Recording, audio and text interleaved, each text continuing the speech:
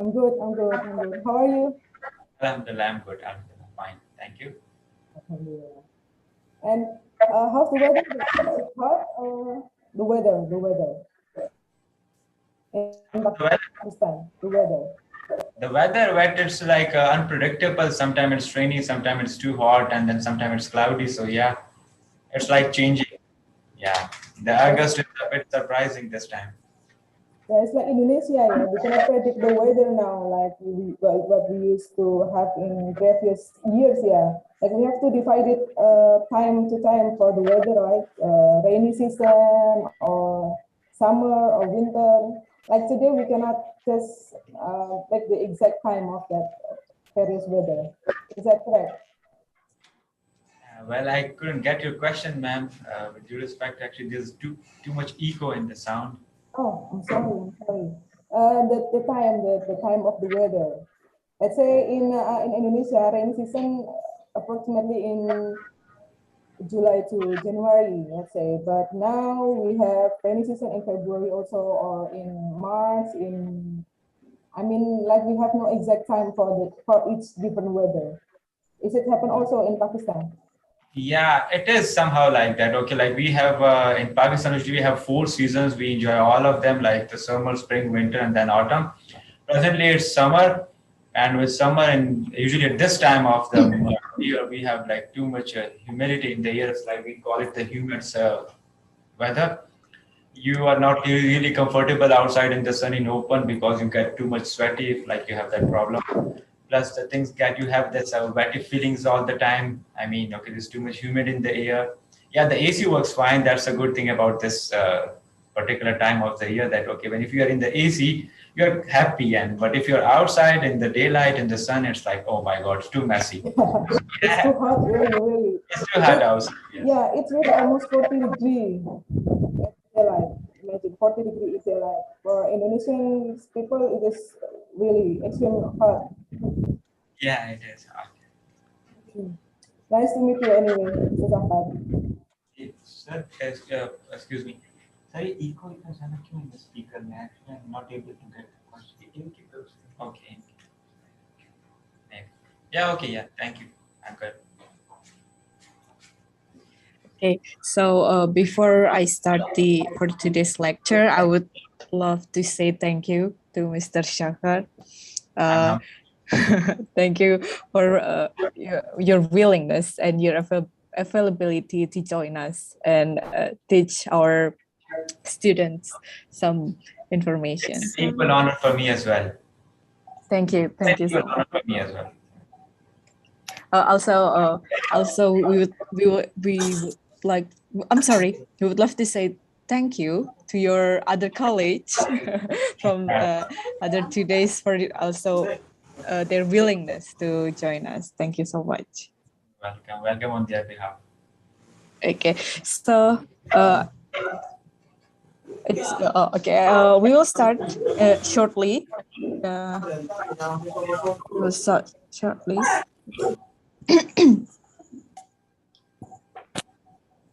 So we'll stay. Okay. Assalamualaikum warahmatullahi wabarakatuh. God bless all of us. Welcome to International Visiting Lecture, guest lecture series with Comsats University Islamabad from Pakistan. To start this lecture, I would love for all of us, all the participants and all the audience, to pray according to your own religion and beliefs. So let's pray, start.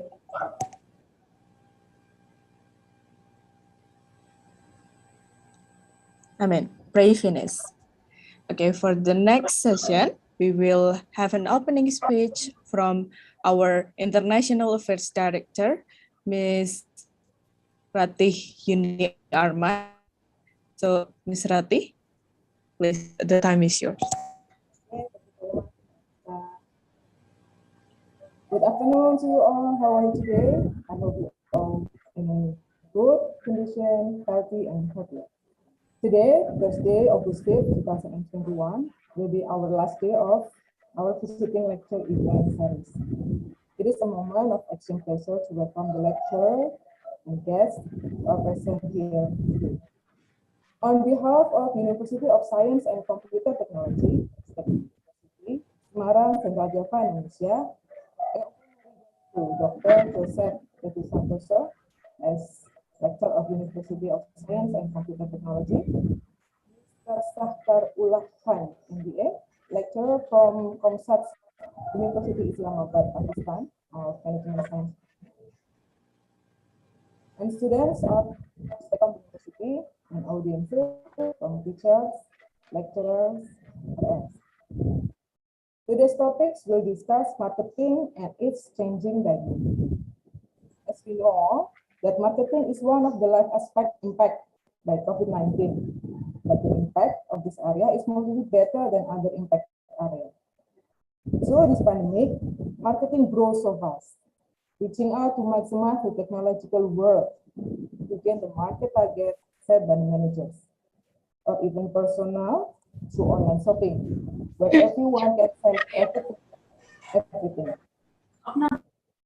As news in Harvard Business Review stated that there are changes in marketing life after the pandemic, from traditional marketing life such as marketing begins with knowing your customer's segment.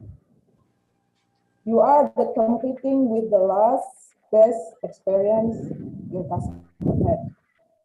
Customer expect you to have exactly what they want. Courting customer is like an online dating. Customer must sit at the heart of your customer's journey. A relationship are everything, let's say. Agility is a modern marketing approach. Your brand should stand behind great value of your product. Number 9 is that you need the right balance of factors, including your tech stack, to drive modern marketing success. And the last is that marketing is at the center of the growth agenda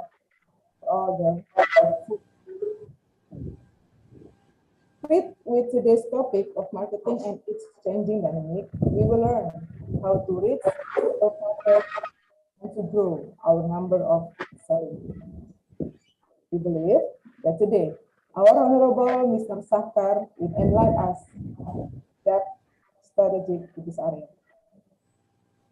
Especially for students from STEKOM University, happy learning for our last day of sitting lecture event series. Ask questions as many as possible in marketing field. Finally, on behalf of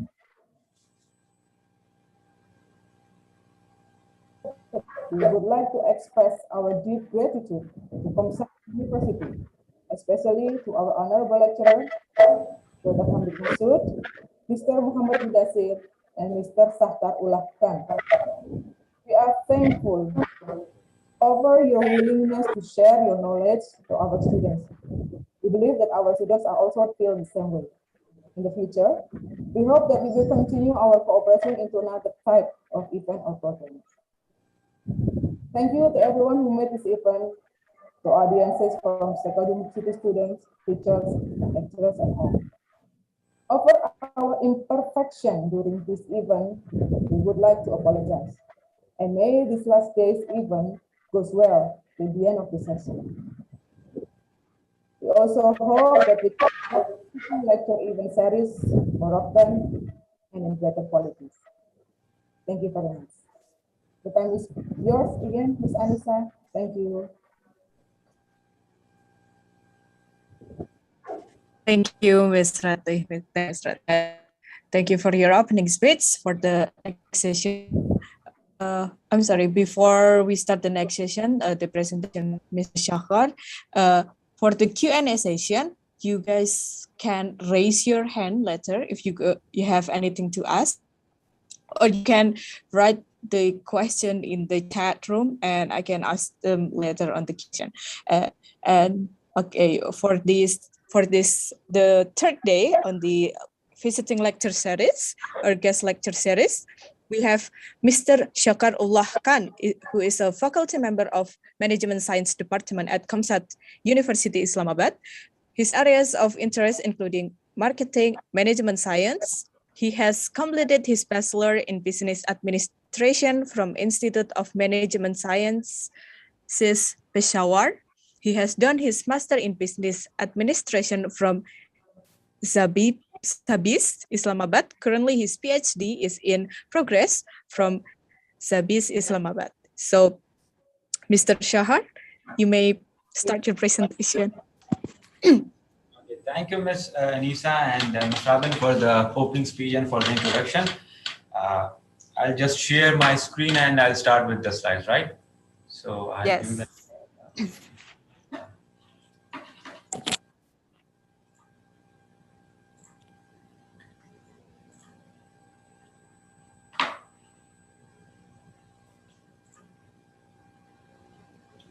Okay, Ms. Anisa, the slides are visible to you, right? And to the students?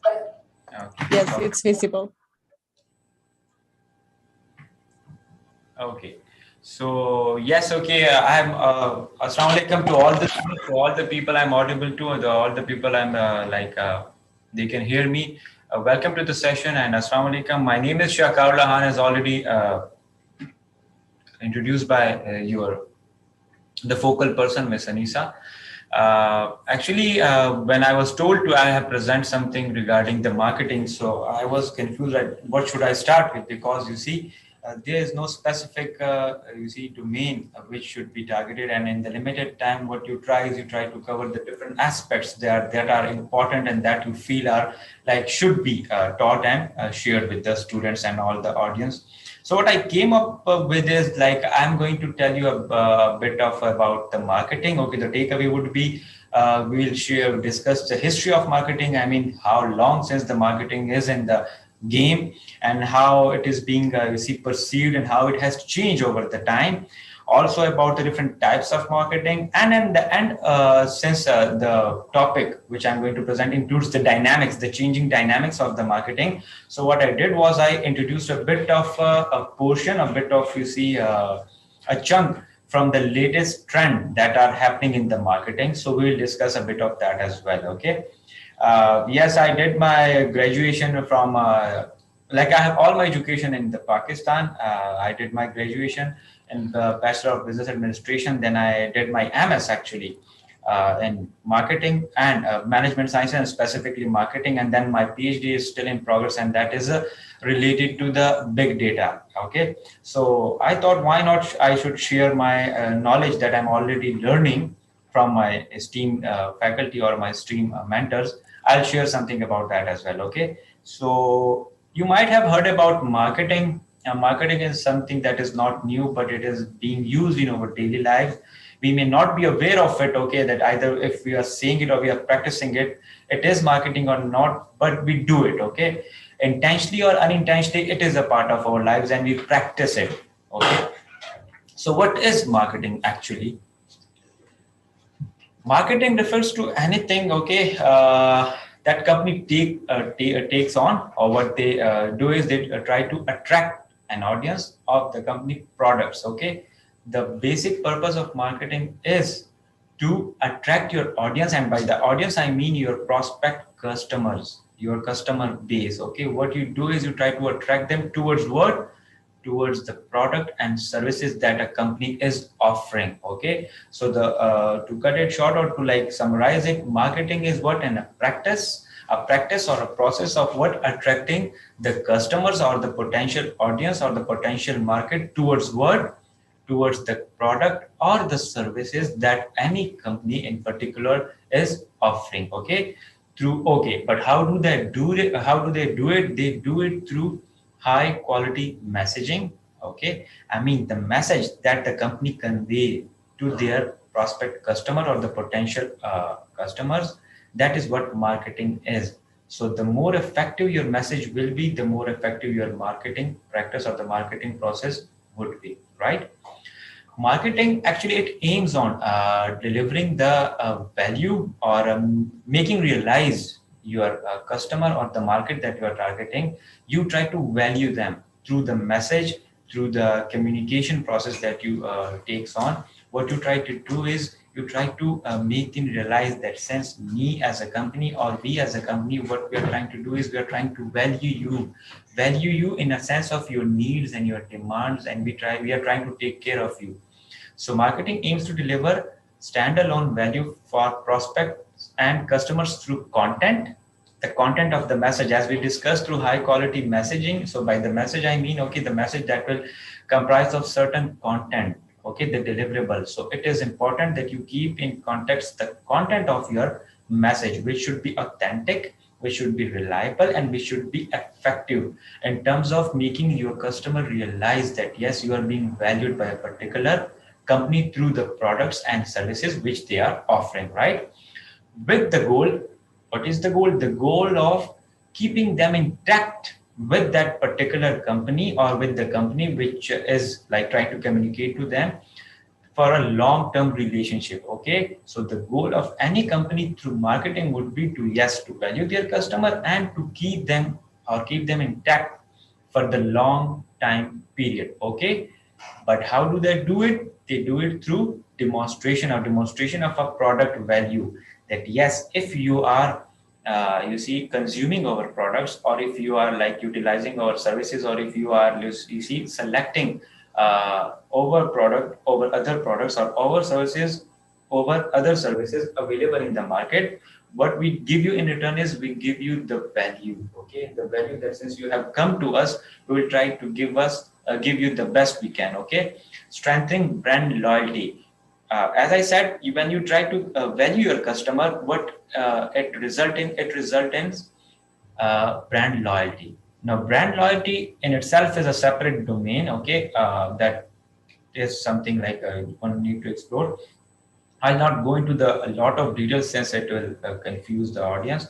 So yes, brand loyalty is something when a particular set of values communicated, such as that they makes that target customer base or a set or a target market share loyal to that particular brand for a long term. Okay, so when a customer is loyal to certain brand, by brand I mean to certain set of products or services that he or she is utilizing over the time in his lifetime, or for the set of a period or a set of a timeline, they become loyal to that particular brand forever. Like as much as, like I would say, by forever I mean till the point the company is successful in making sure that the customer needs and wants are met properly. And what it result in? Okay, if the customer is satisfied, if the customer is loyal to that particular brand, it will increase sales. The sales is something that every company is interested in, because the ultimate point is revenue. Okay, and how do you get the revenue? How do you get the profits? Through sales. Okay, so sales is the ultimate target, and to achieve those sales figure or those revenue figures that you have forecasted, or that you have, I would say, set, or the targets that you have set, that comes through certain processes, and that processes include what? The high quality of message, making sure that your customer needs and wants are met, the content of the message, the value that you give to your customer, and through brand loyalty. Okay, so marketing as a complete set of a process, which in itself include different segment of processes, different segments of important crucial points that as a whole ensure revenue. Okay, so this is what marketing in a brief context is. I'll just explain and go on along the presentation. So this is for all the audience and to all the people I'm referring to, that you have any questions, any queries that you feel like need to be addressed or need to further be explained, you just keep note of them. And inshallah, at the end of my session, I'll give you time where you can ask me different questions, or if you have any queries. Okay, so just move on along the lecture. Now, the purpose of marketing. Since there are 4 broad domains that we all come across and then usually being offered to us during our time of studies, that in the business domain, that are like finance, the human resource, marketing, and then we have supply chain management. So these are the 4 broad domains that are usually offered by the educational institutes to their students. Okay. Finance, it has its own importance, its own you see need. Like same goes for the human resource, because if you don't know how to handle the human resource, which is one of the important and the crucial among the different resources or the assets, it's hardly get difficult to come by. Same goes for finance. And then marketing. Okay, marketing, the need of the marketing or the importance of marketing cannot be ignored. Or what I would say is that finance, human resource, marketing, and supply chain, they are all interlinked. One way or other way, they complement each other. They hold each other. They are linked to each other, right? So even if we ignore any of the element in this chain, we might ignore the whole process, or we might compromise the effectiveness of the whole process. So yes, alongside finance, human resource, supply chain, marketing has its own importance and need. So the purpose of marketing is, it is a process of getting people interested in your company's product or services. As I said, in marketing definitions, that what you do is you try to value your customers. Okay, you try to meet their needs and demands and what are their requirements. And what you do is you try to make them interested in your product and service. Because we all know that when we go to market, we don't have a single product or services, but we have a range of products and services available in a single particular category where we can make choice. Okay, so how do we make choice, and what will compel us to go for a particular product or set of services? How we do that? Through marketing. Or if our marketing process or the marketing message is effective enough to pursue particular customer to avail our services or to use or experience our product, that we do is through marketing. So the purpose of marketing is to getting the people, by the people I mean your prospect customer or the market that you're targeting, is and make them interested in your products or services. So when they go to the market, when they see a range of different products and the range of different services available to them, they should come particularly or specifically to yours product or services. So that is the whole game of the marketing.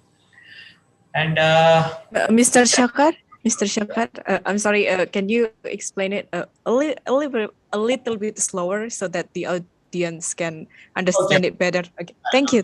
I'm sorry for interrupting. I usually get this thing whenever I talk. They say, "Okay, you talk fast," and I believe I'll try to slow down. Thank you for mentioning that. Thank you very much, Ms. Anisa. So yes, as I said, the marketing process, the purpose of the marketing is, what we do through marketing is that we try to make or by the people I mean the customer interested. We try to attract them. We try to keep them for the company's product or services. So how do companies keep intact of their prospect customers? They do it through marketing, by the marketing message that they convey to them.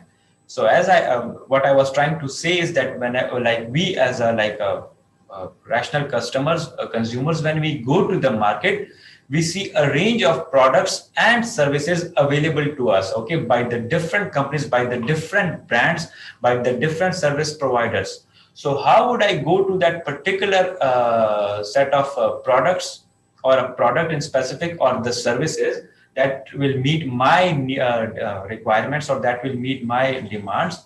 That I will go through is the effective marketing message that the company is giving to me. So if the message of that company is effective enough to pursue me to go to them or to experience their product or services, that is done through marketing. Okay. And how do they do it? How would the company knows that what are my requirements or what are my needs and how I would go to their particular set of products or services? They do it through research. Now, research is an important element of this whole process. Without research, no one would be effective enough to get the target sales or the required revenues.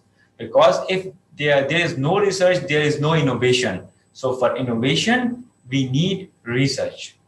So when they do research on their customers, now how do they do that research? And it is in itself a separate domain, a separate, a topic to discuss. Okay, I'll not go into that details, but research is something they try to analyze their customer.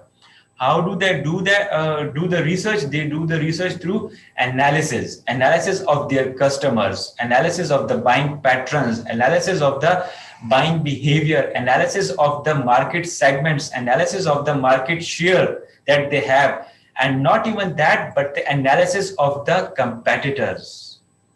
That if a customer is going to my competitors, why is he or she going to them and not coming to me?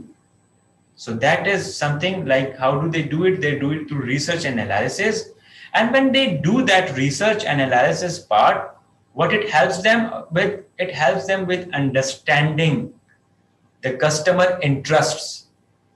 Okay, through right research and analysis, they will understand their customers better, in a better fashion, such that they will know that what are my customer interests, how is the buying pattern changing over the time, how is the interest changing over the time, and how could I come up with the innovative ideas or the innovative, products or the deals or the offerings, innovative offerings, such that my customer remain loyal to me for a longer time, which we discussed previously in the marketing definition, that what we do is through marketing, we try to create the brand loyalty.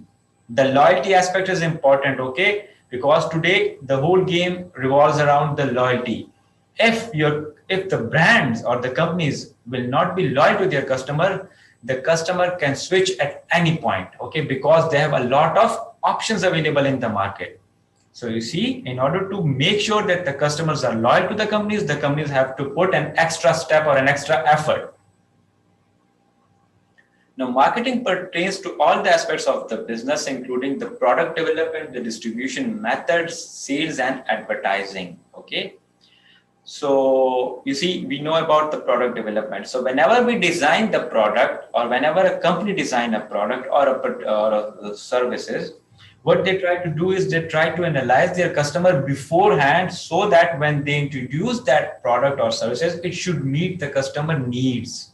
It should attract that customers, okay? So the product development part is being affected by the marketing, or when we go for marketing, we make sure that how the product development phase take place. And same goes for the distribution method. The distribution method is something that is related to the supply chain management that I've discussed. I've given you the idea, which is the fourth domain usually being discussed, which is in itself a separate, subject to undertake. So distribution method, and then ultimately the sales, okay?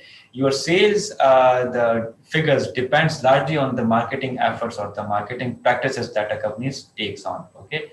And then ultimately advertising. So yes, students might get confused between the advertising and the marketing. So how it is different, or what is the difference between the marketing and advertising? You see, marketing is to, know about your customers, right? And advertising is to make your product or services known to the customer. I hope the difference is clear. If it's not, I will explain it later. So marketing is the bigger picture or a bigger effort where you try to know your customer. But through advertising, what you do is you try to make your product or services known to that customer. So this is how it is. I hope it's clear. If it's not, let me ask in the end, okay, and I'll explain it with examples. Okay. Moving ahead. History of the marketing. So this was something when I was preparing my session, I thought I should, first I was confused, rather should I include this in my presentation, because it will get boring and the students and the audience will think what it is, like history of the marketing. But then I thought I should give you an insight of how the marketing since decade long, since years long, since centuries long, being used and practiced. Because I don't know about you people, but we often get to hear about what marketing. Marketing is something that we all know about, and it is something very easy to handle, and it is something anybody can do it. Yes, but you see, they may be right about it, because you cannot say no to anyone. You cannot, negate anyone's opinion. That is not what marketers do. What they try to do is, the real deal about the marketer is they say yes to everybody's opinion, and then they try to pursue them to what they are thinking. So that is what I was trying to, what I thought was that I should give you a little bit history of the marketing, which goes long back to 1730, 17th century. So the first ever marketing effort, or the marketing idea that came into being was through magazines. Okay, I've given you pictures of the different means of marketing that was introduced over the time. The very first, if you can see in the black and white picture, the bit of a reddish line in it, it was the first ever magazine that was used. Okay, so first ever idea of marketing came through magazines. Over the time, people realized that it is an effective way of communication. It is an effective way of conveying your message to the masses or to the greater number of people. Okay, rather than shouting and rather than like telling them or trying to, because what people used to do previously was they used to gather a group of people, and then one man would go to the chamber, and then he would like speak and shout about the different news or the different things, or about the message that he wanted to convey. So when they decided, okay, why not we shift to something more effective that should be less, tiresome. So what they came up with, the magazine. The idea was really good. People started loving it. Those with a bit of knowledge of reading and writing, they took part in it, and this how magazines came into effect. With the time, after a few years, they said, okay, if magazines, so why not it shaped into posters, like the Apollo razors I have shared in the side, if you can see it. It was the first ever poster that came into practice. So it was effective as well. The posters, they would like distribute it or place it on the walls in different commercial areas, and people would get notice of it, see it, and it would result in good number of sales. Then with time came the 1860. Then we'll jump on to 1867, where the first ever idea of the billboard comes in. Now, how did it came? It came into it was related to the posters. Okay, if they said if we are placing posters which are of a limited size and very few people will get have a look at it, why not we design a bigger poster and place it on the height, and maybe the audience reach will be more, which was in fact a good practice, and that's how they came. The idea of the billboard. So 1867 was the year when the first ever the idea of billboard was introduced. Then with the advent of science and technology, since people were progressive, people were continuously into research and development, and they were practicing, experimenting different things. The science was progressive with the time. 1922 was the year when the first ever radio was introduced. If you can see you see a small picture right below the polo poster. That was the first ever radio. I mean, before that, there was used to be that I don't exactly remember the name, but a machine which helped in the World War as well. I mean, they would communicate through certain code languages, and with that help of a little bit of research, they tried to came up with the radio, where the an audio message could reach to the different areas or the places where the facility was available. I mean, the antennas. With radio, after a few more efforts and years, came the TV. Okay, the TV was another medium that was more effective, where you could reach the greater number of people and you can convey your message. Okay, since it was the first ever item that was not an easy thing to get hands on, so it was considered a luxury item. Not everybody could have the TV. Yes, that is why keeping that in think the number of audience reach compromised at certain level. So they said, okay, yeah, TV is something that is now luxury. Not everyone can have TV. They still work on the the improvement. So with a little bit of effort came the telephones. Okay, now telephones was something that was easily available in the public places, in the bars, in the hotels, and in all the commercial places. Okay, so what they did was they made people, gave the luxury with the need, and also with that need comes the idea. The idea of what? The idea of the telemarketing. Yes, it was the year 1970 when the first ever telemarketing idea came into being, and what they would do is they would call away right at your number. Okay, they would have this blueprints and the yellow prints, I would say, where they can have the numbers of different people, and they would call them up right away on their telephones. Okay, and introduce their products or services. Okay, which include a range of different things. Then in 1973, the first ever mobile came into existence. Okay, that was the year, the very first year where the first ever mobile phone was introduced. So when it was introduced, it gave an idea of a personalized marketing. Okay, the marketers thought, okay, if we have a telephone, okay, telephone is not, it's not a one-man possession. It is like a public possession, or if it's in a home, a number of people can get hold of it. But mobile phone was something personal. So this gave the idea to marketers of the personalized, marketing, or the direct marketing, or one-to-one marketing. So they would use the phone's numbers and call them up, right?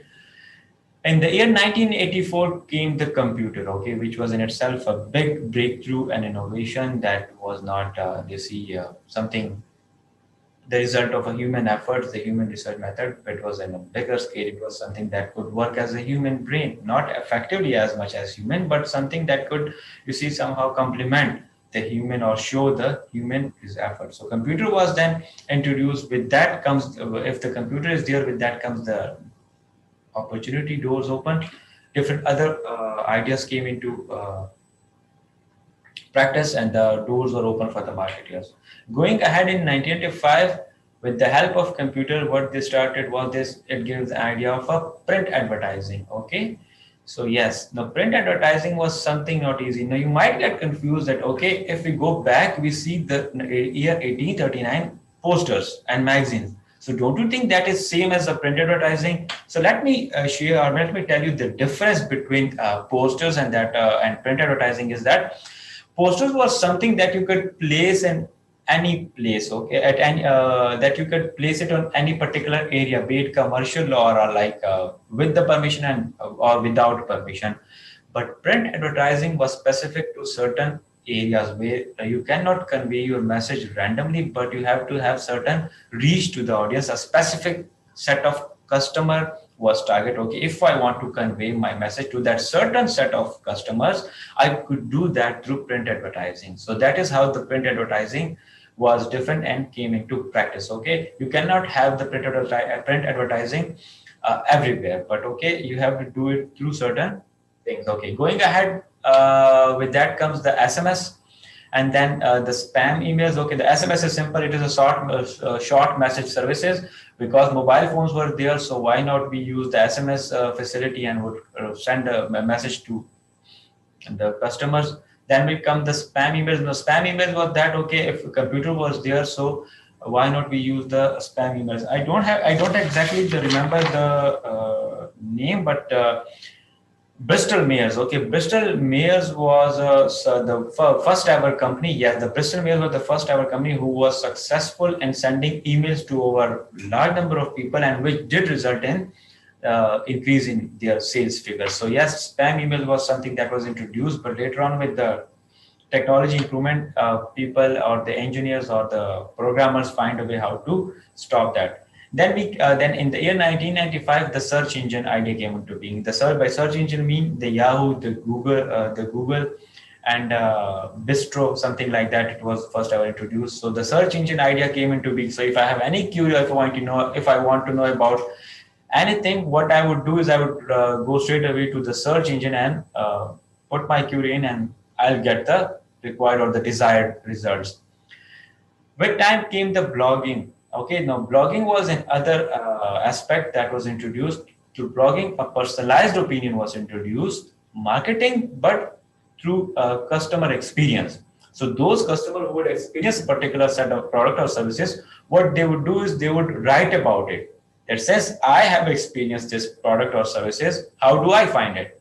And maybe how would you find it? What are the pros and what are the cons? What are the ills and what are the benefits? So things like that. The blogging emerged. The blogging was as effective as it was introduced, and people looked at it. They would love to read the opinions and the user reviews.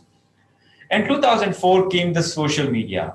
Okay, now the social media was a breakthrough again, a big thing that everybody would rush into. They would like to socialize in their circle. They would like to expand their circle. Now, one of the benefit was that you could get your message across the bigger medium, across the countries, across the oceans. I mean, okay, if you are connected through social media, be it from any part of the world, I can get my message to you. So yeah, the social media in itself was a bigger opportunity which could be utilized and which is utilized. And that's how marketers were successful. And today we know the benefits and the effectiveness of a social media and the role it plays in any deals or any process or any business. Then came in 2005 the search engine optimization. Now the search engine optimization was it is into the search engine. Okay, in 1995 it was just search engine, and in the 2005 it becomes the search engine optimization. And by that I mean the algorithms behind the search engine. It was designed as such that it could get you relevant information, not just that relevant information, but other relevant options that might help you in your search query. So that is what search engine optimization is. Before it was just a search query, you can get you can put in query and that they will give you the result if it's relevant to you. But through search engine optimization, what they did was they designed the algorithms such as that it would not just add on to your query, but also give you certain options that might help you in your quest. In 2009 comes the e-commerce, and by e-commerce mean, okay, you can you see the cash on delivery thing. You can buy something online. You don't have to go physically to any shop or the marketplace, but at the ease of your home environment, with the ease of the internet, if it's available to you, you can order online things and things like that. So that is what e-commerce is, doing business through internet. That is what e-commerce is. So this was all history of the marketing that is being practiced, and that was, into effect. Since most of us didn't realize it, but marketing is as long as science. Now moving ahead, okay, what happened then after 2009? Now that is something first I thought I'll take the input of the audience, okay, what they think, but then I'll say why not? I'll give you a bit of homework. Okay, when we are done with the lecture, why don't you people, all the students, those who are listening to me, go on and search that what happened after the 2009, and since it's 2021, what are the different breakthroughs, what are the different things that happens in the field or the domains of the marketing, only if you are interested, and if I was effective enough to get you through that curtain, behind the curtain. Okay, if you are interested, if you are curious enough, you should search on it. But what happened was it led us to marketing insight. Now, what is marketing insight? With all the different tools that we have discussed, with all the different means of communication that we have discussed, starting from the print, the blog, the social media, the posters, the SMS, the mobile phones, the internet, the e-commerce, all together, what it led to marketing insight. Okay. Yes. Now, what is marketing insight? Marketing insight is to know your customer more better, in a more effective way, in a more broader picture. Marketing insight is the process of developing a deep understanding of consumers, customers, competitors, and the industry in general. So all this what the researchers did was, okay, they used all the different tools and means available to them. They analyzed it. They analyzed it as such to have the more deeper and better understanding of their competitors, of their customers, not just customers, but also the competitors, and on a bigger picture, the industry itself. That what are the present trends in the industry, what are the present things happening on in the industries, and what could be the future of the industry. Now, this is the bigger part, because it is said that if you want to predict the future, create one. Okay. So this what helps or give an idea to the marketers that, okay, if it is the present trends, what could be the futures? And they try to predict that future and come up with more, better, effective, and specific solutions to their customers. Okay. So this is what it led all to the marketing insight. So I hope it is clear what marketing insight is to you, and which is presently being practiced, and it will be practiced. It will go along, because what is being invented or produced today will help more and more being utilized in the research process, creating more better insight of the customers and the whole process, the competitor and industry. Okay. Moving ahead, these are the different types of marketing. Okay, internet marketing used through internet, search engine optimization, as I said, designs algorithms such as we all know that, okay, we have certain query and we give it to Google, and then Google behave it as such. It already gives us the options or what we may be trying to search. Same goes for you to things like that. Okay, if you know just a particular word of any song or something, we'll just put that word in the search engine, and then the rest of the sentence would be completed by the Google. That is what search engine optimization is. Not just that, okay. Let's just say if I'm craving for certain fast food, okay, right now, and if I search on Google, okay, what are the good fast food restaurants near me? So not just, you see, when I put that query and different options will pop up, which is the very first option that would come to me with the high rating. Now that is what search engine optimization is, which we call it CEO. How such? Because the algorithms are designed as such that it goes into the one, or it goes or it select the one which is good in rating, which is being visited by the more number of customer, which is being appreciated by more customer. Not just that, but it also gives us the bad reviews or comments or the bad experiences that someone had in that particular fast food restaurant. So that is how the search engine optimization helps the marketers or the customers. Then the blog marketing, we will discuss how through blogs. Now, what is the good thing about the blogs is that it comes with the user experience. The people get to write about the experience they had with particular product or services. And with that, it helps the customer deciding which product to go for and which services to go for. And it is a good practice, and people get good, earning from it. Not just that, okay, you get to have good free products as well to experience them using. What companies do is they go to the, high-rated bloggers, they send their products being introduced in the market and free of cost, okay, as a courtesy. And then what they want in return is that, okay, you use this product and then review it such that, okay, customer would go and buy this product. So it is, you see, all the marketing tactics that are being practiced. Then the social media marketing, which is very effective with Advent. Okay, just to sum it up in with one example, the very first social media marketing that come up was like, it was an AdWords. Okay, it was a product of Google. Now, there's the good thing about the Google is that what they do is they allow their employees to take some time out of their daily work routine, go to the common rooms and brainstorm on the different ideas that could be brought into practice. And AdWord, similarly, the Gmail, okay, Gmail and the AdWords were one of the products that came out of these brainstorming sessions of their employees. And guess what? In the very first year through AdWords, the Google made revenue, which was in early 2000, which was quite the international debt of Pakistan at that time. So imagine the revenue. It was more than 60 billion in the very first year through AdWords. So that is how the social media marketing works. The print marketing, there's no need to explain that, which like we do through print. The search engine marketing is same as that search engine optimization, okay? So if I'm searching for,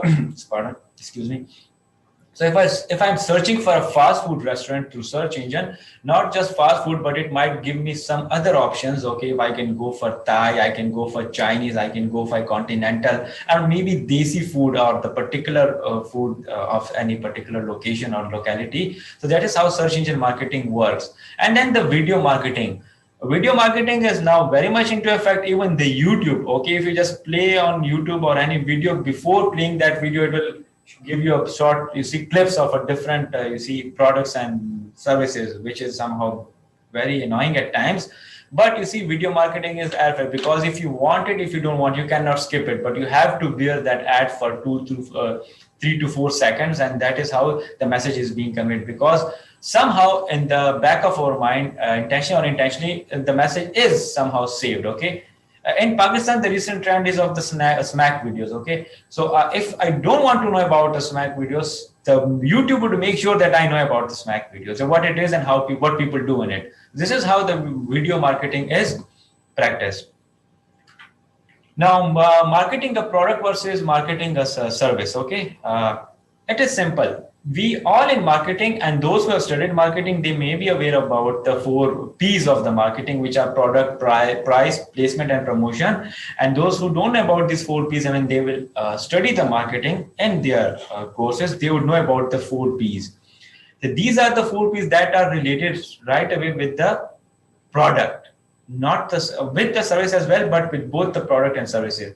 Because initially, the more focus was on the product. Since the age of industrialization, when After NSR, when the industrialization era, what industry did was they started to produce mass products. Product introduction was in process, and more products are being pushed into the market such that the customer utilize that. And that at that time, the idea of these 4 P's came into practice, that the product in itself is important, the price that which people are paying for that particular product, the placement, where should we place our product in the market such that the customer get notice of it, and then promotion, which is marketing. So these are the 4 P's that were initially introduced and related directly to the product. But with that enough time, when the services services part was added up, okay, and services with the more research and analysis part that we discussed, came the other part, which were processes, physical evidence, and the people in itself. So as a whole, it becomes the 7 P's of the marketing, which are commonly practiced and known to or being taught in the academic institutes. Because the marketers with the time came to know that the process is important, okay, because in services, it is something intangible. You cannot have to see the, like in product part, it is tangible, you can touch it, you can see it, you can hold it, but in services you cannot see or touch anything. Okay, so if I claim to be that I'm the good service provider in any particular category, how would I claim that, or how would you know that I'm good enough to be experienced by you? That will be done through processes. Okay, so if my process of delivering that services to the customer is effective, is good enough, is persuadable, that's how you will know that, yes, okay, if my after services are good, if my customer feedback is good, if I know how to deal the customer, that is good. It is all included in the processes. So processes is also as crucial as product price, placement, and promotion. Now, what is physical evidence? Physical evidence play a crucial role in the services part. Now, by the physical evidence means, so if a customer is coming to me for the service to experience or to utilize my services, where am I located? What is the environment that I am using? Like, how would I do it? Like the haircut, the barber shop. Okay, so what is hairdressing, or the saloons or the makeup saloons? There are things like that. Okay, I'll stick to the barber example. Is that okay? If I claim to be I'm the best barber in the town, okay, how would I do it? You cannot see the cutting that I do it, okay, but I can make you sure. I can prove it through the physical evidence that if you come to my shop, the ambience, the environment, the sitting place, the services, the efforts I put into cleaning my, utensils, tools, and things like that. So all that covers is in the physical evidence. So if my physical evidence, my environment in which I'm providing the services is effective enough, it will lead to better, customer base. And then the people, by the people, I mean me, the company, or the place which is providing the services. So if the people and the environment and the people are good enough in communication, they are nice enough to entertain their customers or to convince their customer about their services. So it is an important part as well. So now I hope the difference between the 4 P's and the 7 P is clear. The 4 P's are directly related to the product, and the additional 3 P's are more related to the services part. So while preparing the lecture, I thought it's an important thing, and it will help the grad students in, learning and differentiating between the 4 P's and the 7 P's, because we usually come across this thing. Now, okay, since, I guess I have a lot to share, but the time is short, so I'll just wind it up quickly, because I have to give you time for the question and answer session. The student might be thinking that, okay, sir is like on it. So big data. Big data is something that is a trend. It is dynamic. It is innovative. It is important, and it is the future. Okay. So what is big data? Big data is the collection of the data that is huge in volume, yet growing exponentially with time. So big data is the data, a simple form of a data, but huge in number, which we refer to as the big data. So we have if we have a larger collection of the data and with the bigger numbers or with the bigger resources, that is what we refer to as the big data. So because data today is currency, data today is, and by data I mean the information about the customers, the information about the products, the information about the companies, the information about the competitors, the information about the industries, the information about the future or the past or the different trends happening or growing, all together constitutes information which we refer to as data. So big, and when it is huge in number, we call it as big data. So big data is the new game that is in the process, which is in the fashion, and it is really important. So all those of you who don't know about the big data, please pay a bit of attention, or maybe after the session you can have a bit of search on it, that what big data is and how it is changing over the time, and what role does it play. I'll tell you a bit as well. Yeah, this is big data. Okay, the big part is the big data, and the smaller guy is just the data. So when the smaller guy is just the data, you can have the better idea of when the data is huge, it is at big data. This is how the huge big data is. Examples: the New York Stock Exchange is an example of big data that generates about 1 terabyte of new trade data per day. Now imagine the amount of data, amount of information that is exchanged in New York Stock Exchange, not just New York Stock Exchange, and every part of the world where the stock exchange is happening or which is in a process. They create different numbers, different data, which is like huge in number, and you can imagine the 1 terabyte of data per day. So multiplied with weeks, months, and years.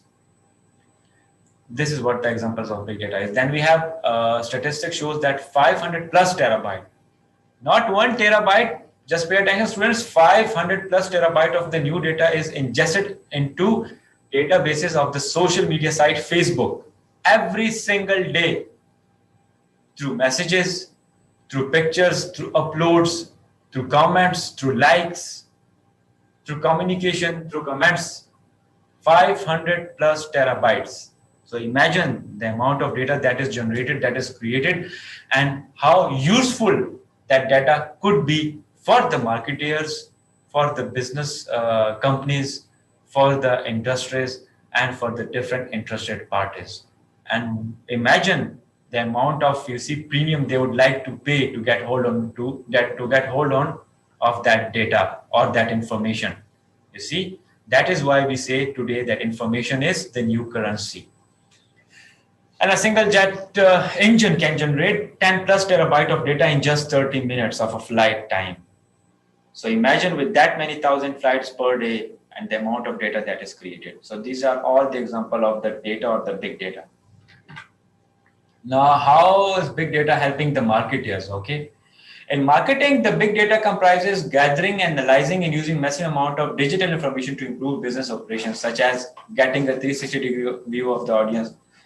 In the start of the lecture, when I said what the ultimate goal of the marketing is, it was to understand your customers. And similarly, with the information available today, if you get hold on to that, if the marketers are successful in analyzing that available information regarding their customers, it will help them getting the 360-degree view of their audience. And by 360-degree view, I mean knowing your customer in every aspect, knowing everything about your customers, or understanding your customers from every aspect, which is very important and which is very crucial. Only if you know your customer better, you can effectively meet their needs and demands and their wants. So big data helps in understanding your customers completely in every aspect, in every angle. That is why we call it 360-degree view of their audience. Then the customer engagement. If you know your customer better, you will know how to engage with your customers, which is another good part. If I know you, like for example, in this particular session which is happening, the resource focal person, Miss Anisa, if I know her better, if we know about each other, the background, the education level, in a professional capacity, we can better engage with each other through our arguments, through our discussion, and through our ideas. And that is the same in the case of the marketing. So if you know your customer better, you can engage with them in a better fashion. If you can engage with them in a better fashion, you can create an effective brand awareness. And the brand awareness means your products and your services that you're offering. It could be a brand. So effective brand awareness will lead to effective brand loyalty. Your customer will be loyal to you. And if the customer is loyal to you and you have an effective brand awareness in place, it will lead to improved customer acquisition. And by customer acquisition, we mean the long-term relationship, forever maybe. You see, like a stronghold of the customer base. It will lead to leverage real-time data. So if you're the customer, if you get hold on to your customer, if you're the customer will be, related to you or being using your product and services for the longer time, it will help you create the real-time data, and the balance would be easy to maintain, okay? You would know that, okay, if I want to attract new customers, what could be the trends that I need to target? What would be the, manner of the consumptions, okay, that I need to keep in mind, and what was the previous deals and the, how should I explain? What were the previous mechanisms that I use that help me maintain my present customer base, and how could I improve it more innovatively, right? Such that I could attract more and more customer data. So this is how the leverage of the real-time data is important. And then at that comes the business intelligence, the big data with the amount of information that you have, the information or the data I would call, it would help you create business intelligence such that it would be hard to beat. Beat by whom? Your competitors. And then you will be the, the sole player in the market. And if you're the sole player in the market, mean you get to have the sole earnings and the sole profits, which is the ultimate gain of any business. So that is how the information, the data is important, and how it does it, and how it helps the marketeers. Okay, types of big data for marketers. Customer data helps market understand their target audience. Then financial data helps you measure performance and operates more effectively. And then operational data relates to business processes. So just imagine if I have information, if I have data related to any business or related to any customers, I can segment it. I can, filter it. The information relevant to my customer, the information relevant to my financial needs, and the information relevant to my operational needs, okay? I can, filter out each information or each data and then utilize it properly relevant to each segment. So that is how the different three types of big data, which are for the marketer specifically, the data related to the customer, financial data that will have them having the financial figures related to their customer, the number of customer or the competitors and the present market share or the product shares or the number of sales, things like that. And then operational data, which is more related to the business processes through which you can improve your businesses. I mean, the business process as a whole. Real life example, okay, it's almost the end of the lecture, so please bear with me. Elsevier uses big data to, okay, if you don't know about the Elsevier is one of the, online platform where you can have, papers, research papers of different domains. And it's not something, a normal thing, but it is a very high impact factor data or a site where you cannot just add up, but what you do is they make sure to certain processes, to certain, scrutiny, that they have the best deal available, okay? And by best deal, I mean the best information or the best research paper should be published or should be introduced to them.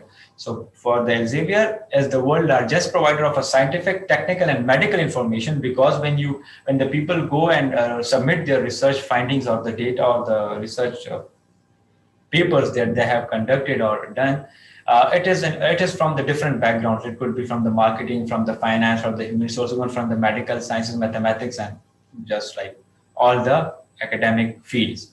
So it is one of the largest provider of a scientific, technical, medical information, publishing 430,000 peer-reviewed research articles annually. So imagine 430,000 articles, research papers annually, and the amount of data they would already have, and they would make sure that nothing is being repeated or copied.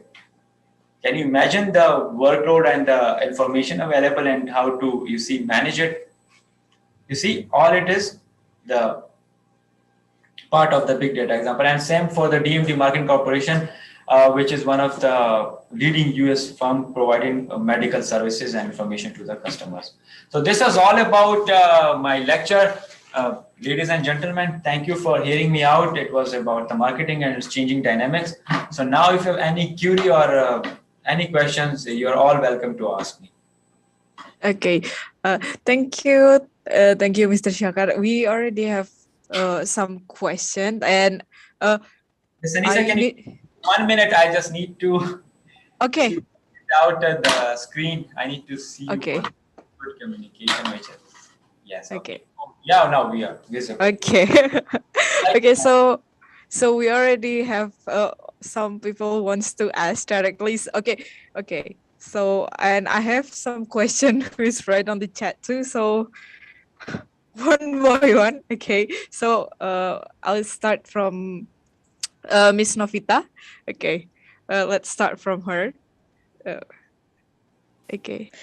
Yeah, good morning. I will ask first, are there any tips on how to marketing correctly, effectively, and can be recognized by many people, but we are from small business and have just proven a business.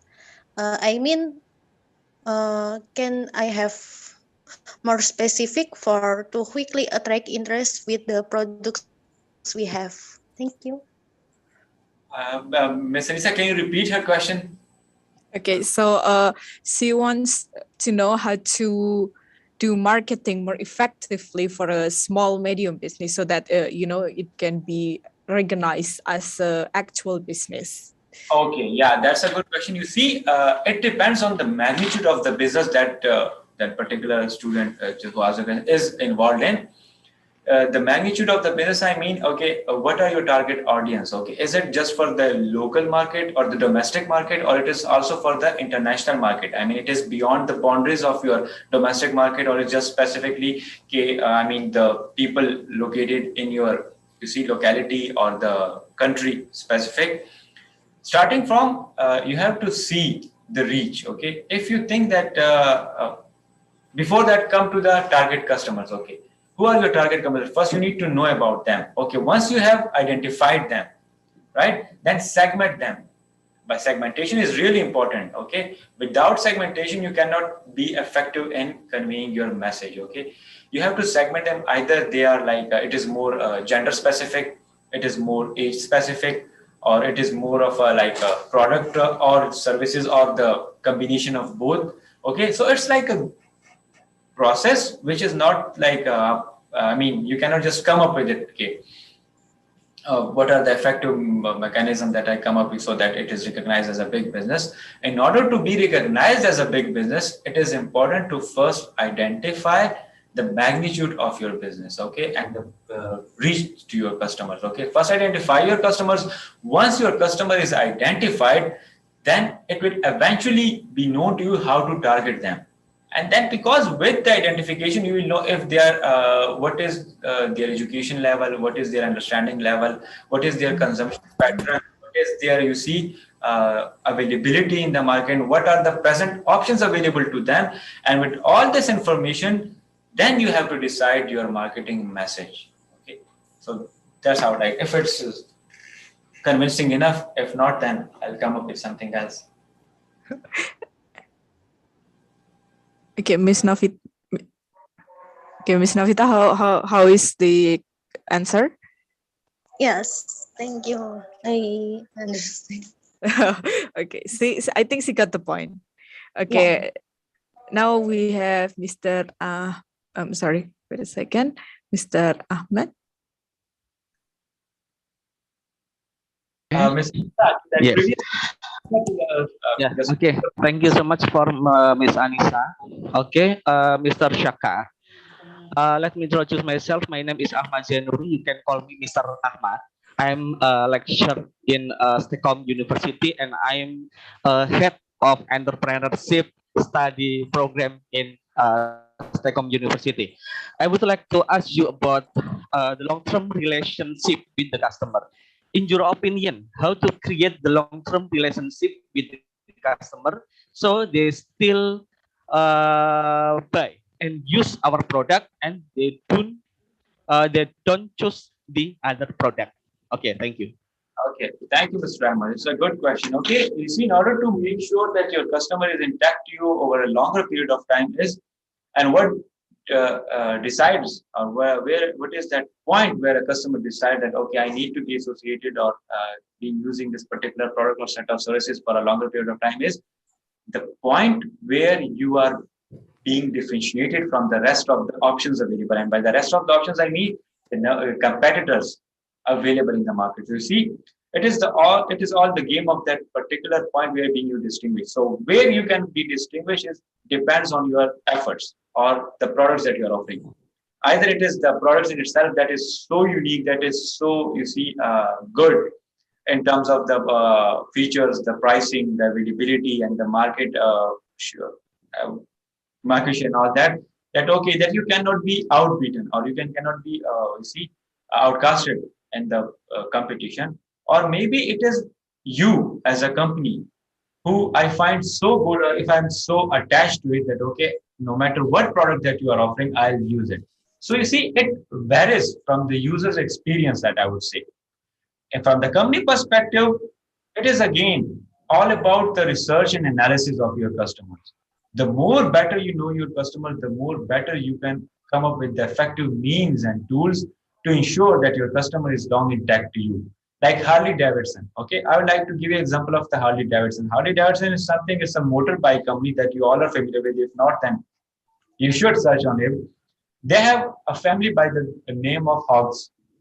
Now, what is Hogs? Hogs is the family name of the Harley Davidson users.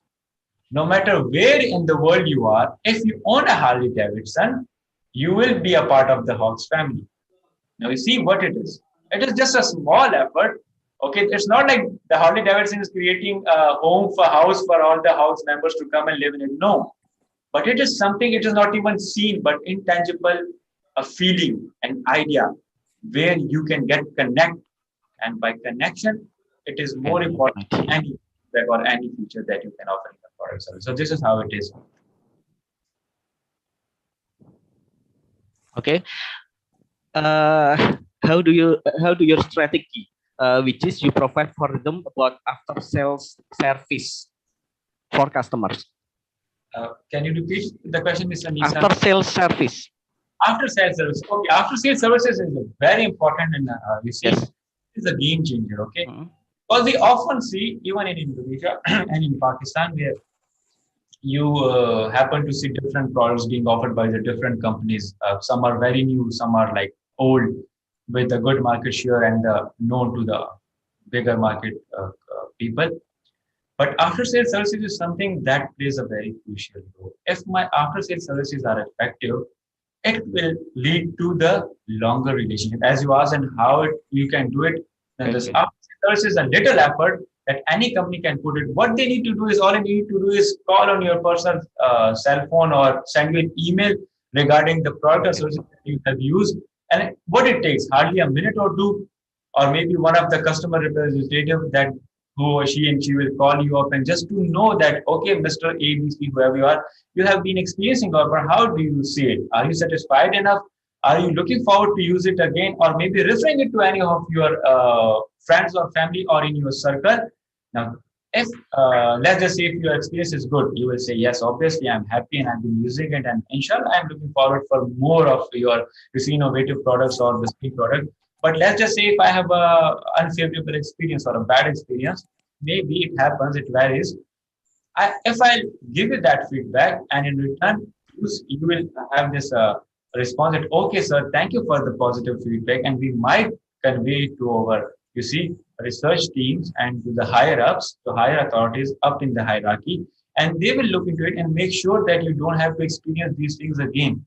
So you see, now this small conversation between the customer representative of any company and the customer itself can create a huge difference. So after sales services, as I believe it should be practiced by every company, by all the service providers, by all the product providers, and it did create a good difference or a huge difference, I would say. Okay. Is that okay, all? I think enough. Okay. Okay. Thank you so much for Mr. Shahkar. Nice, thank you. Thank you, Mr. Hamid. Now we have the third question, Ms. Rajaswari. Okay, Ms. Rajaswari. Okay, you're ready. Oh, good afternoon. Can you hear me? Yes, you're audible, please. Okay, let me introduce myself. My name is Rajaswari. I'm a third semester student of STEKOM University, major in information system. Okay, great. What is it? Okay. Done. My first question is, you said about loyalty, but I think that loyalty it should come from both sides, not only from the customer, but from the company also. But why somehow company by time going on, they change their quality of product? For an example, I took a Nestle case. Do you know that Nestle has their tagline that good food, good life? But recently, we know that they had some information about their ingredients of food. But why they do so? Don't they think that they can lose their potential customer and loyal customer? They are such a multinational company. Okay, with the bigger, game comes the bigger, responsibilities and things like that. You're right about that. And Nestle is something that is not specific to any particular region, but worldwide, okay?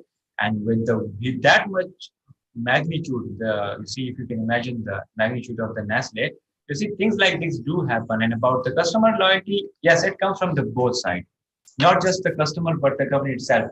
But as we have discussed, one thing about that, you cannot just remain at one place, but you have to move to the next step, and for that requires more research and more research analysis. And with that come, you see, different means and different products might be that you are satisfied with the old version of that product, but you may not be satisfied with the new version. But the company might feel that okay, they have put an extra effort into it. What if that you think that the ingredients or the thing that the Nestle is putting into their products, it is something they should not be putting it. What if on their end it is something innovative? What if with the time, because it is not just about you, but also the competitors, also about, okay, if you have two products, one is the fresh juice and one is the Nestle juice, okay? Now Nestle don't have to come all the way from the multinational office and go to that particular market, and if any vendor is offering that fresh juice and right away install a big Nestle corporation in front of his shop that, okay, if you are offering the fresh juice, I'm offering the Nestle packed juice. You see, what they have to do is they have to keep these all things in mind. They have to convince their customers, okay, and they have to make sure that if they are paying a large number of amount of premium on their process, on their packaging, it should at least remain in that particular shelf of the market for some time. And about the responsibility, yes, things like these do happen in the bigger corporations, in the bigger, multinational companies. Sometimes it is the role of competitors. They might not be doing it intentionally in order to compromise their customer loyalty or the customer base, but who knows that it is one of the trick played by the competitors, because it is easier to say from customer point of view that, okay, Nestle may not be putting much effort into their customer loyalty, or maybe it is not that reliable as it used to be. But when we become part of that process, we come to know about the different little information that might not be visible to us from the customer point of view. So I am not like I would say expert of that thing or the food industry. I'm not even part of the Nestle. So what as a educationist I think is that in order to investigate into it, we have to thoroughly analyze the processes that Nestle is involved in, and also about the customer perspective regarding that. Okay, with a single customer opinion, you cannot generalize it over the huge market, because Nestle customer base is not just specific to single region, but the whole world. So imagine the different factors playing the role in all of this thing. As a comment, I would say that yes, these multinational companies should be keeping these things in mind. that their customers are like they exist only because of their customers. So if their customers will not be happy, they might not exist in the bigger picture in the longer time. So yes, in a way, they should be doing this, taking care of their customer, all the ingredients, the things, preservatives they are using in their products and things like that, which is an important part. So I agree with you that. The next question is, advertisement is the most important for selling the product as well.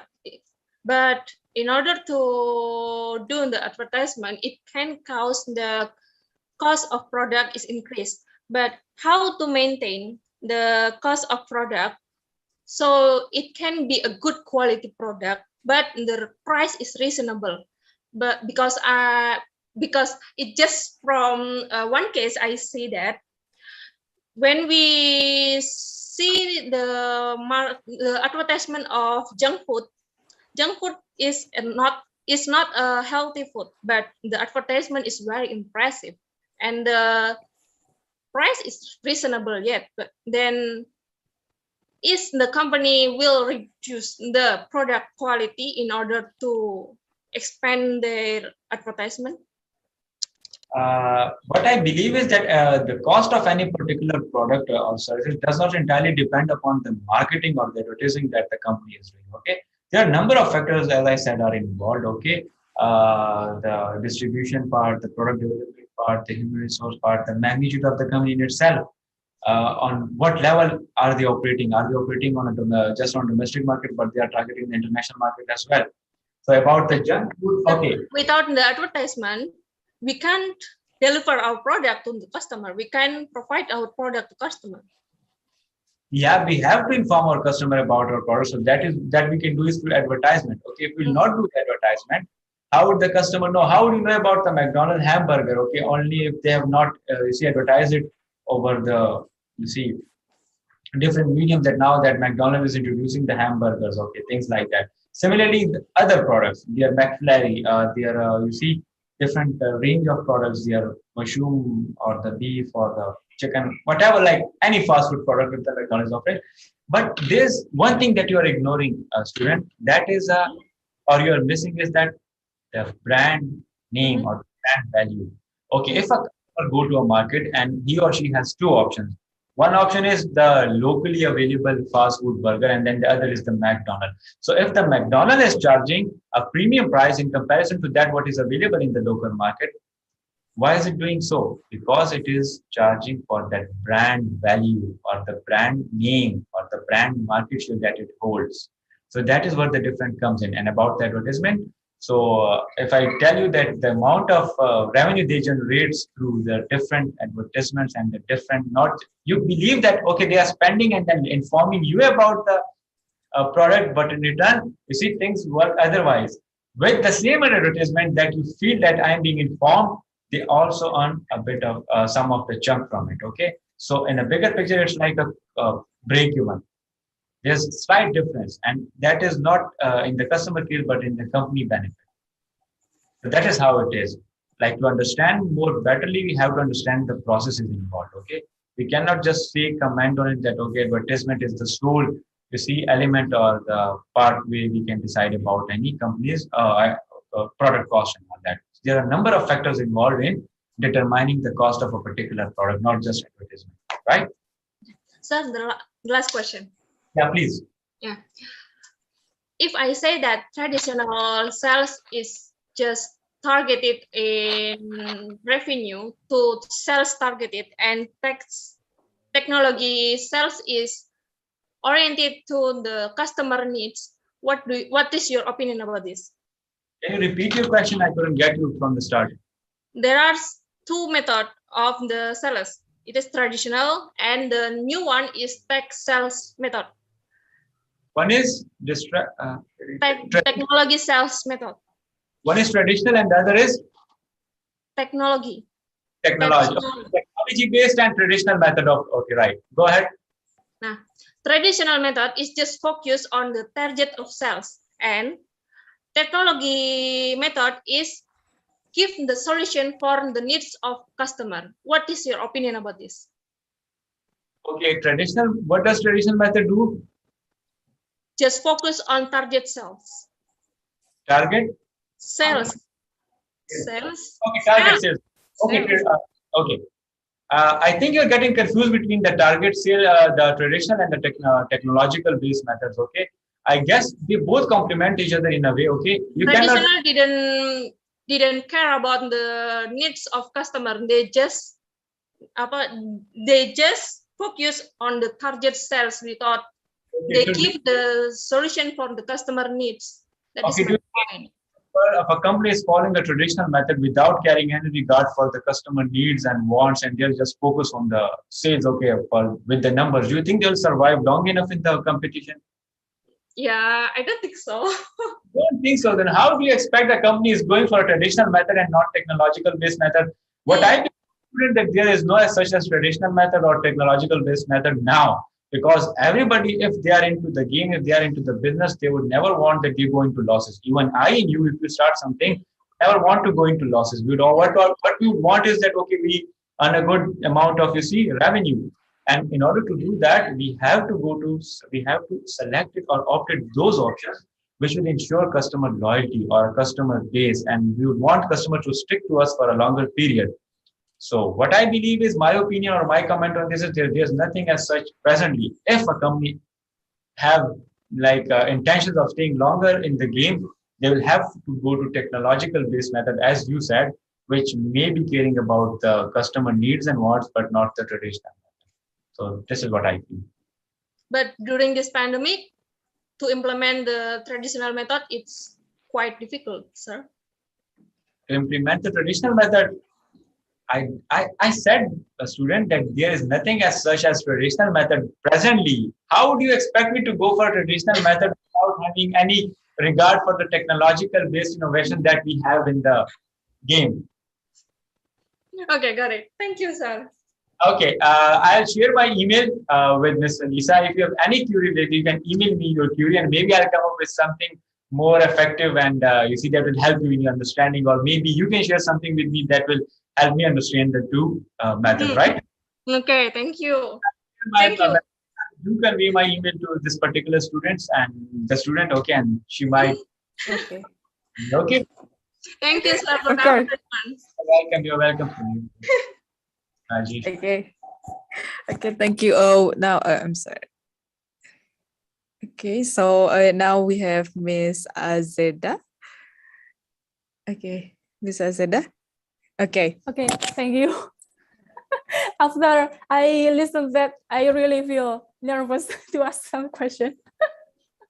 Okay, Mr. Shahkar, my name is Azeda. I am a student at STEKOM University. My major is graphic design, and sometimes I make a flyer, also like as packaging or kind of that by Photoshop or Corel for advertise some product.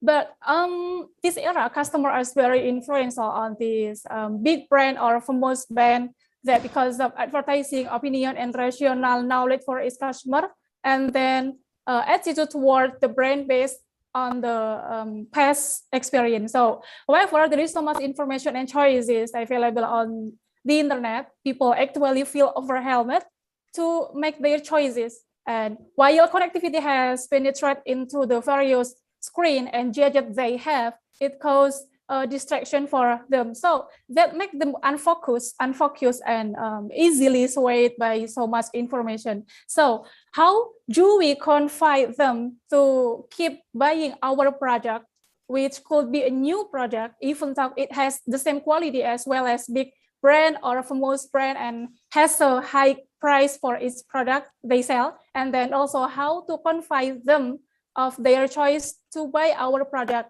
as they need, how to make the customer buy the product what they need, not what they want. Thank you. Okay, wow, that was a good question and a long one as well, and too fast. So yeah, I tried to get a few things that you said, and it was about like how do we convince a customer buying our product, which is like with higher cost and which is new and something. With all the things that we have like discussed today, or we know about technology and information, we are ignoring one aspect, and which is the customer is more informed than it was previously. Okay. If we say as a company, Oh, I'm sorry, your mic is muted. Yeah. Your mic is muted. who did that? Oh, okay. Hacker in the class. Oh my God. No. Did you do that, Aziza? Yeah. You did that. No. Okay, so yeah, the question, the answer to your question is that customer is more informed, okay? And it is not easy to pursue or to persuade or to convince a customer to come and buy my products if I'm new in the market and new in the game. It do takes time. Do you think Apple, when it came into the game, it was just like right away accepted? No. First of all, it has stepping into the Macintosh. You know what Macintosh is? Macintosh is the system of the Apple. Okay. First, it came into the cell phone game right away. In the present day, most of us know Apple for the cell phones, but we don't know that the first ever product that launched was the operating system, not even computer in itself. Okay, things like that. Okay, customer is more informed, and in order to pursue customer, you have to think one step ahead of them. Okay, in order to be accepted in the market. And how do you do that? That you do it through big data. My topic today was marketing and its changing dynamics. Dynamics The dynamics of the games are changing, dynamics of the customers are changing, dynamics of whole industries are changing. Not just one, but the whole industries across globe. And with the present situation, when we have COVID on hand, it's very unpredictable. The future gets unpredictable too. The companies which they have predicted that, okay, where would we stand in the next 10 years? They have compromised, or it has compromised all their plans. Now they're even worried that where would we stand in the next few months, because we don't know what can happen. Things like previously, companies were not prepared for something uncertain situation such as COVID, but now they have this thing in mind, and now things are shifting. The practices are shifting, the paradigms are shifting, and this whole determine, the customer loyalty and the company's effort. So, for any company to stick in the game and to convince the customer, it would require certain time to be accepted by the customer, because customer is more informed, customer is more aware, and customer is now less unpredictable. Before we used to say customer is more predictable, we would come up with any product and we know they would buy it. But now we are not sure about the customer. So it all depends on the changing dynamics. I would say that. Okay, thank you. I get it. You're welcome, Aziza. Thank you. Yeah. Okay. I guess it's already 1:30. Do you have more questions, or I have the next class somewhere? Can we have one question? One last one. Then I'll have to, because I'm due another class. I'll have to go. So just last question, okay? Okay. So this will be the last question. Okay.